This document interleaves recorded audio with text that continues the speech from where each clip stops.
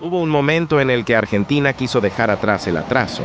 Un momento en que el país soñó con un tren capaz de recorrer cientos de kilómetros a más de 300 por hora.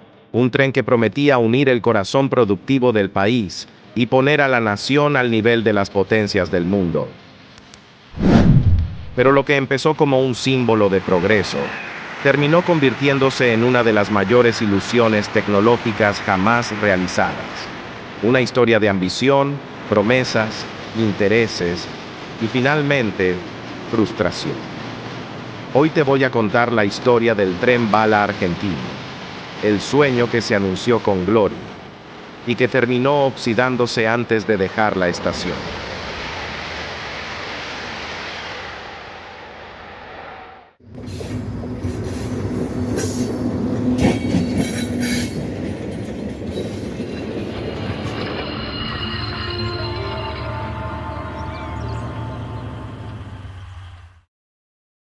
Era el año 2006.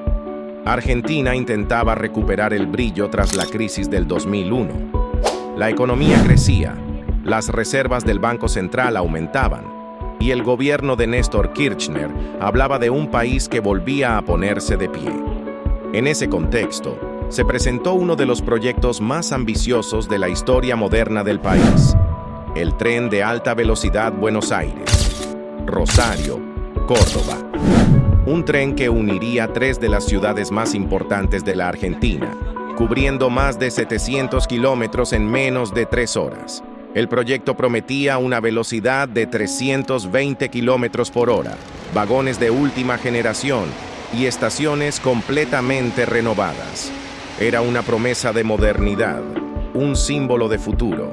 El costo, $4.000 millones, y la empresa a cargo, Alstom, una de las gigantes francesas del transporte ferroviario. El tren bala nació hace 2 años. En este tiempo ya fue anunciado en 3 actos diferentes.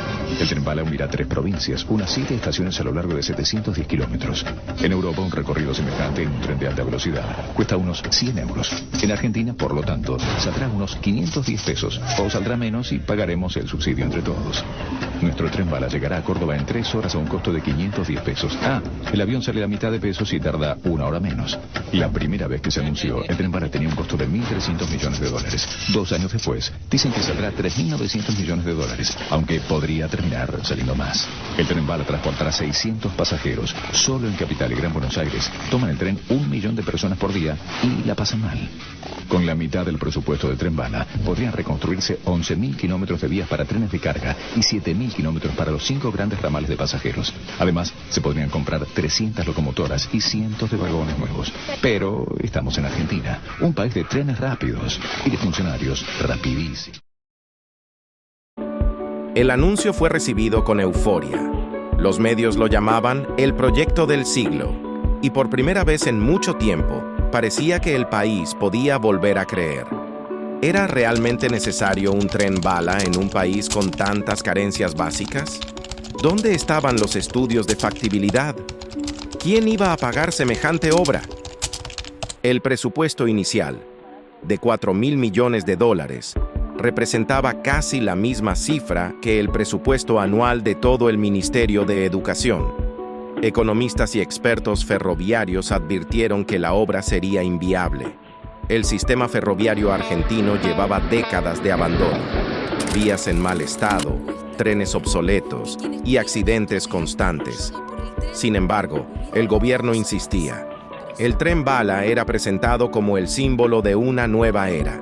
Se prometía que parte del financiamiento vendría de bancos franceses, pero en realidad, el Estado argentino debía garantizar gran parte de los fondos. Mientras el país soñaba con el futuro, los problemas del presente seguían ahí: trenes lentos, inseguridad en los pasos a nivel y miles de pasajeros viajando hacinados cada día.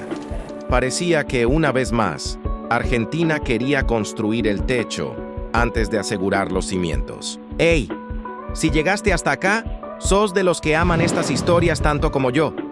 Así que antes de que el tren parta, suscríbete al canal, activa la campanita y seguí este recorrido por los misterios y leyendas del ferrocarril argentino. Cada semana, un nuevo viaje. Y créeme, los próximos son imperdibles. El proyecto fue presentado oficialmente en 2008, con Cristina Fernández de Kirchner a la cabeza. El anuncio se hizo con maquetas brillantes, videos en 3D y discursos cargados de promesas. Se habló de empleo, tecnología, progreso y orgullo nacional.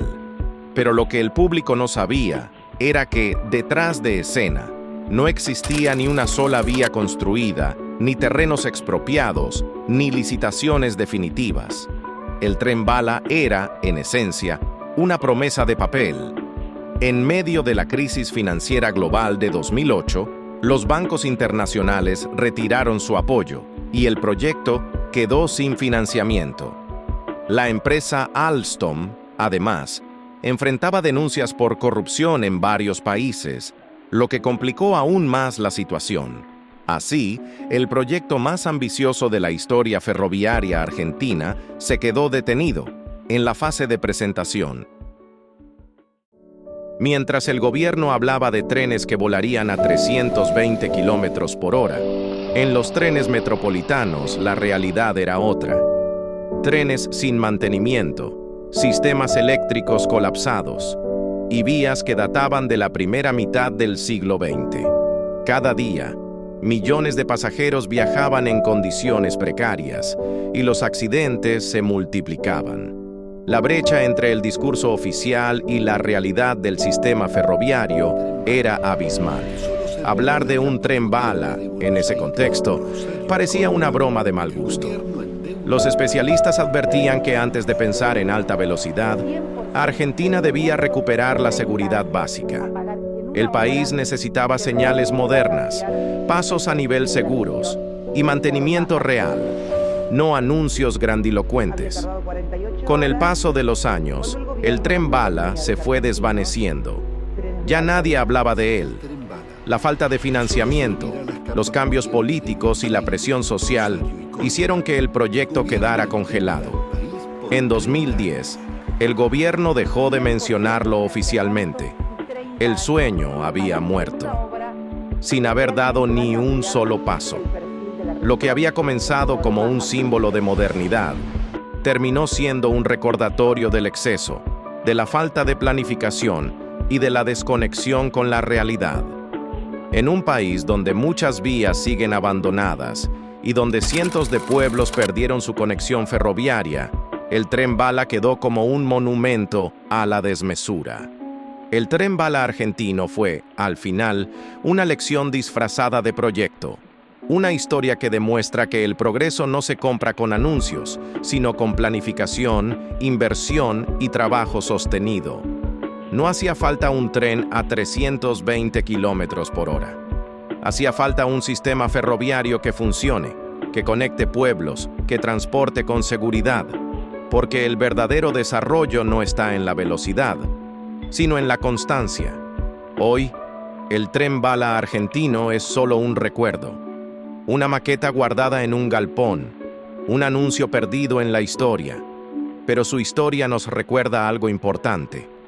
Ningún tren, por más rápido que sea, puede avanzar si el país que lo impulsa sigue detenido en el andén del pasado.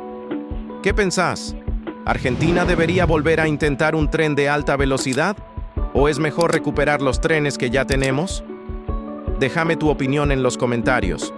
Y si te apasionan las historias del ferrocarril argentino, suscríbete al canal, activa la campanita y seguí viajando conmigo en este recorrido sobre los rieles de nuestra historia.